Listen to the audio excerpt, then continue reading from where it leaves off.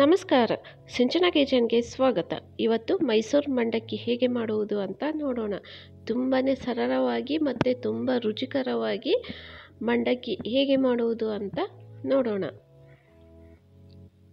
ನೋಡಿ, ನಾನಿಲ್ಲಿ ಮಂಡಕ್ಕಿ ಮಾಡುವುದಕ್ಕೆ ಒಂದು ಕಡಾಯಿಯನ್ನು ಬಿಸಿಗೆ ಇಟ್ಟಿದ್ದೇನೆ. ಅದಕ್ಕೆ ಒಂದು 2 ಸ್ಪೂನಿನಷ್ಟು ಎಣ್ಣೆ ಹಾಕಿದ್ದೇನೆ. ಎಣ್ಣೆ ಚೆನ್ನಾಗಿ ಬಿಸಿಯಾದ ನಂತರ ಇದಕ್ಕೆ ಸಾಸಿವೆ, ಜೀರಿಗೆ ಮತ್ತು ಕರಿಬೇವನ್ನು ಹಾಕಿ ಹಸಿಮೆಣಸಿನ್ಕಾಯನ್ನು ಹಾಕಿ ಚೆನ್ನಾಗಿ ಇದನ್ನು ಫ್ರೈ ಮಾಡ್ಕೋಬೇಕು. ಹಾಗೆ ಒಂದು 2 ಉಳ್ಳಾಗಡ್ಡಿಯನ್ನು ನಾನು ದಪ್ಪಗೆ ಕಟ್ ಮಾಡಿ ಹಾಕಿರುವುದು ಮತ್ತು ಟೊಮೆಟೊವನ್ನು ಕೂಡ ಹಾಕಿರುವುದು. ಈಗ ಉಳ್ಳಾಗಡ್ಡಿ ಮತ್ತು ಟೊಮೆಟೊ ಎರಡೂ ಚೆನ್ನಾಗಿ ಫ್ರೈ ಆಗಬೇಕು.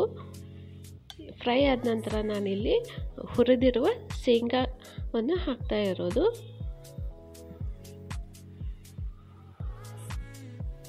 ಸ್ವಲ್ಪ ಫ್ರೈ ಆದ ನಂತರ ನಾವು ಇದಕ್ಕೆ ಅರಿಶಿನ ಪುಡಿ ಮತ್ತು ರುಚಿಗೆ ತಕ್ಕಷ್ಟು ಉಪ್ಪನ್ನು ಹಾಕಿ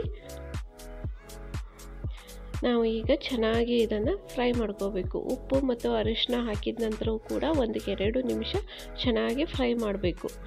ನಂತರ ಈಗ ಇದಕ್ಕೆ ಸ್ವಲ್ಪ ಕೊತ್ತಂಬರಿ ಸೊಪ್ಪನ್ನು ಹಾಕಿ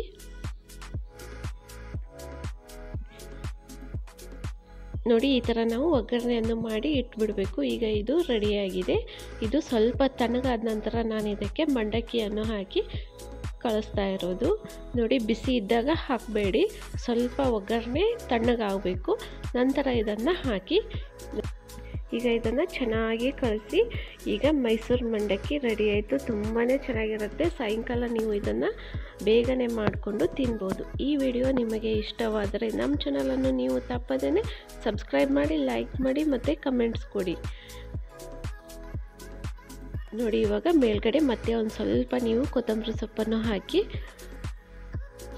ನೋಡಿ, ಮಕ್ಕಳಂತೂ ಈ ಥರ ನೀವು ಮಾಡಿಕೊಟ್ರೆ ತುಂಬಾ ಇಷ್ಟಪಟ್ಟು ತಿಂತಾರೆ. ಇದನ್ನು ಕೊತ್ತಂಬರಿ ಸೊಪ್ಪು ಹಾಕಿದ ನಂತರವೂ ಕೂಡ ಒಂದು ಸಲ ನೀವು ಚೆನ್ನಾಗಿ ಇದನ್ನು ಮಿಕ್ಸ್ ಮಾಡಿ.